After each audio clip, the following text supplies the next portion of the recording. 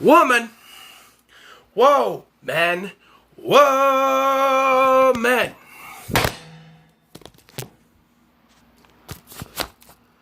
She was a thief, gotta believe. She stole my heart and my cat. Betty, Judy, Josie and those hot pussy cats.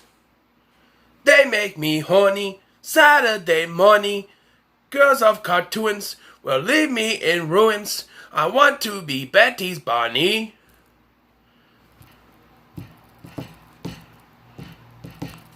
Jane, get me off this crazy thing called love.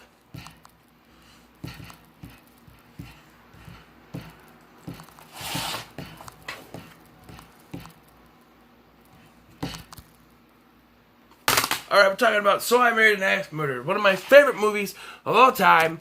I remember watching this one time. I was on Comedy Central or TBS, one of the two when I was younger. And I've always loved this movie. So being as I'm taking a break from doing anything connected, except for, there were sequels. Yes, I still have the same background because I didn't want to... I thought about putting, like, Wayne's World and Coneheads. Those associated with, like, Tommy Boy, people with Saturday Night Live. I'm like, well, I'll just keep this because...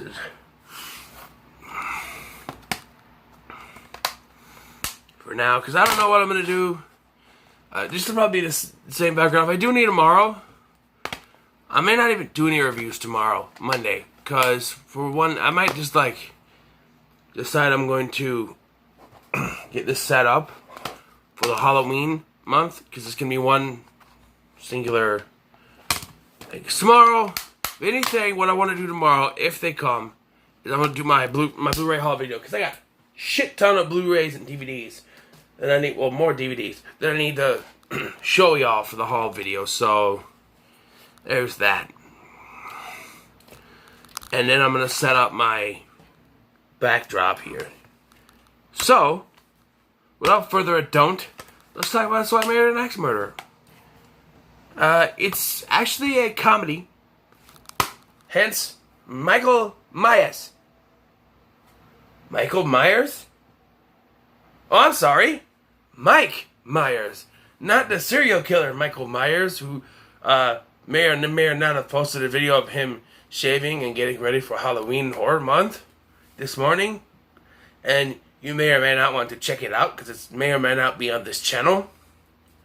This is Mike Myers, the comedian, from Saturday Night Live and Wayne's World and So I Married a Freaking Axe Murderer. Hello. Alright. Like I said, I've always loved this movie. Okay, what's the story? The story is... Charlie McKenzie, played by Mike Myers, is this guy who's afraid of commitment. Every time he gets close with a woman, he finds some weird thing with her, and then he breaks up with them. His latest is that his former girlfriend was a thief, and she supposedly stole his cat, because he can't find the cat anywhere. So, he's talking to his friend Tony about what he should do, and then one day, when he goes into the butcher shop to get something for his parents' anniversary, a haggis, they're Scottish, he meets her, and then later comes back to help her when she has an overflow of customers, and they spark a relationship. However, there is this, in this paper, it's the Weekly World News, talks about someone called Mrs. X who marries guys, kills them on their honeymoon, and changes their name, different place, moves to a different place, all that. And when he starts to connect the dots over some things, like there's a martial arts expert that was killed, and she has martial arts stuff. A lounge singer from Atlantic City was also killed. A plumber named Ralph Elliott was murdered, and she screams the name Ralph.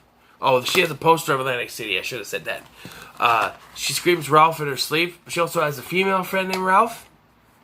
So, she's your friend, Ralph. She's your friend, Ralph. It's just... Harriet also has a sister named Rose, the by Amanda Plummer. Very good. Mike Myers actually has a dual role. He plays himself, he's his character, Charlie McKenzie. He also plays his father, Stuart McKenzie. And that is like the funniest character in the movie right there. Just... But I think there's a scene in which he's talking to Anthony LaPaglia's character, Tony.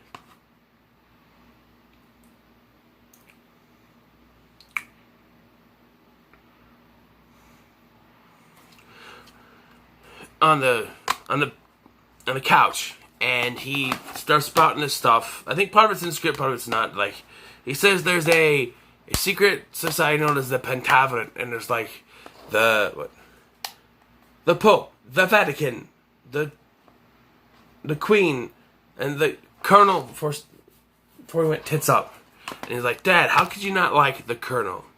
Well, he puts it's a well-known fact. He puts an addictive he dances his chicken with an addictive chemical. Oh, you're gonna buy my chicken, oh. I don't know. And but what's ad-libbed, I think, is there's this scene where the youngest son, William, is sitting in front of the TV. He's got a big head, big curly hair. It's Averman from Mighty Ducks, by the way. And William, move your head.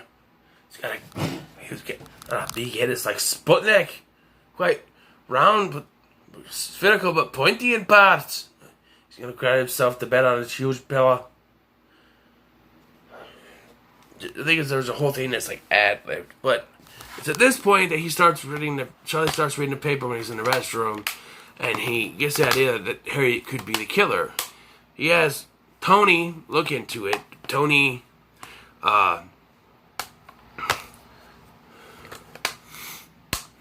he wants Tony to look into it. You know, he wants to be serious. He gets so nervous that he breaks up with Harriet. And then you could tell there's something also going on with Harriet, but she doesn't tell. She doesn't like show it during the first part of the film. The later part is like when he breaks up with her, she's like, "Well, at least you left early." And Charlie's just like, "Okay." But he should have, what do you mean left early? What? At least you left early on, something like that. And then he gets a call from Tony. Tony says they arrested someone who admitted to the murder of Ralph Elliott. But it's because she admitted to it doesn't mean she did it. He's quick to tell her. Then Charlie's quick to run to Harriet to try to get back together with her. And they do eventually after he sings not the poem I did, but a different one.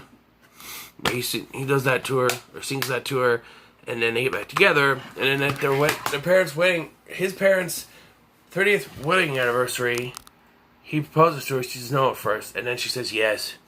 And they get married at this Scottish wedding where he wears a kilt.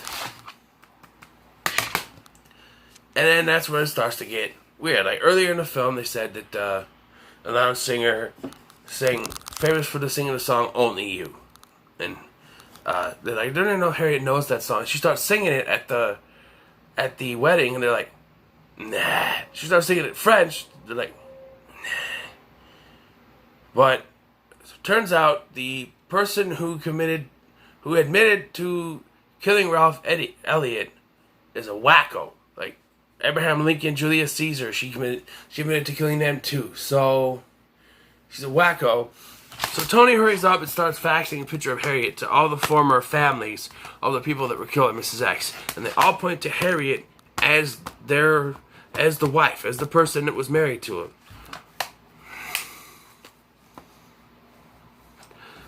Here's the question, though. If each of the family members, the parents or someone that's close to them, knows what she looks like, right? They're murdered. Well, they say they disappeared, so it's not like... But there's a well-known murderer called Mrs. X. Sure, it's in the Weekly World News, which is supposed to be some kind of tabloid.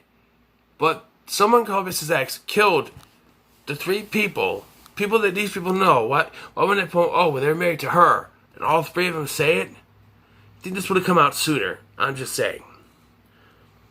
Harriet would have been doing some jail time. But there's a twist. There's a twist. What a twist. Because while they're on their honeymoon, Harriet starts acting really weird. When Charlie goes to the bathroom, she sneaks behind him and looks, see what's going on. And she's acting really weird, and he believes she's going to kill him. Especially when Tony calls and lets him know that Harriet is Mrs. X. He goes nuts. They go back to the room, he locks her in a closet, and he finds a note that says, supposedly from him, saying he was leaving. It turns out, you ready for this? Da-da-da-da. It was Rose. Apparently, she was so close to her sister that she didn't want anyone else taking her away from her. So she would leave notes. She would kill Harriet's husbands, leave notes saying that that they were leaving her. I could see the first time working, maybe the second time, but after the third time, I would start questioning it. Why am I, what is so wrong with me that my husbands are leaving me on our wedding night every time? That's why, she's so, she's acting so weird because she doesn't want Charlie to leave her too. But still, even after the first time, you might be like, maybe even the second time, you might be like, but it just happened once before. Why is it happening again? And then the third time, especially by the third time, you gotta be like, okay, there's some bullshit going on here. Something is going on that I'm not aware of. But I digress. There's a big chase on the roof between Charlie and Rose. Tony shows up and arrests Harriet because he believes that she's Mrs. X.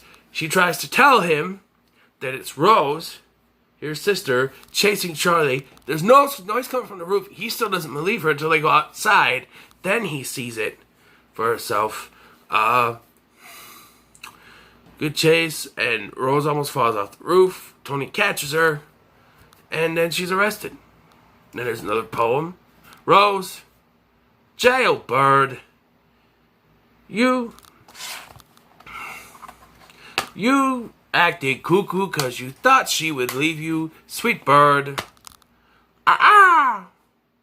Harriet, sweet Harriet, no longer in her head she roosts.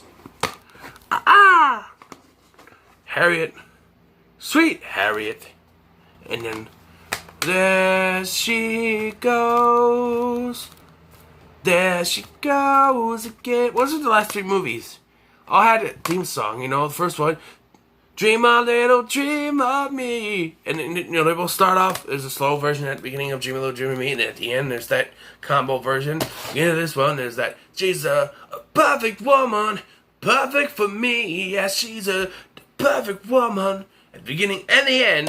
At the beginning of this one, you get, where there she goes. There she goes again. Sorry about that. I had to tweak voice. But yeah, overall, this is a good movie. I give it a 9 out of 10. Absolutely.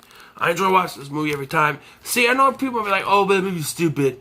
Well, see, I don't rate it on how good the movie actually is. I rate it on how much I enjoy it. That's how I'm different than other people. Other people go to movies and I'll rate it on how they perceive it. How the movie is. But for me, it's about how I enjoy it. I know people say, oh, I didn't enjoy that movie at all. I don't like it. Yeah, but for me, I love stupid movies. So you're going to see a lot of stupid movies reviewed on this channel. I'll tell you right now. You should know that by now. But yeah. 9 out of 10 for this one. It's very good. Very good. So yeah, what are your thoughts on So I Married an Axe Murderer? One last thing I mentioned. There's a cameo from the late, great Phil Hartman in this. It's a scene. Oh, I didn't yet. Because, you remember how I said that Dream a Little Dream was the 80s. You want a movie that's totally 80s, watch that one. You want something totally 90s? This one. The music in this, the feel. They go on a boat to Alcatraz, right? For a tour. And it plays, well, 1, 2, princess stood before you. Just go ahead now, the princess who adore you. Just go ahead now. That plays. That's totally 90s. And it's when they go to Alcatraz that they meet Vicky. Well, it's Phil Hartman playing a role of John Johnson, but the people call him Vicky. He is a tour guide of Alcatraz, and he is funny. He's hilarious. I'm not going to spoil the scene. Just search "So I Married an Axe Murderer" Vicky, and I think it'll take you right to that scene on YouTube. Just wonderful scene. So yeah, like I said, 9 out of 10. Yeah, so what are your thoughts on "So I Married an Axe Murderer"? Let me know in the comments below. Do you like it? You love it? Do you hate it? Do you think it's a piece of shit you ever seen? Let me know in the comments below. Remember to like, share, and subscribe. Until next time, love, peace, chicken grease.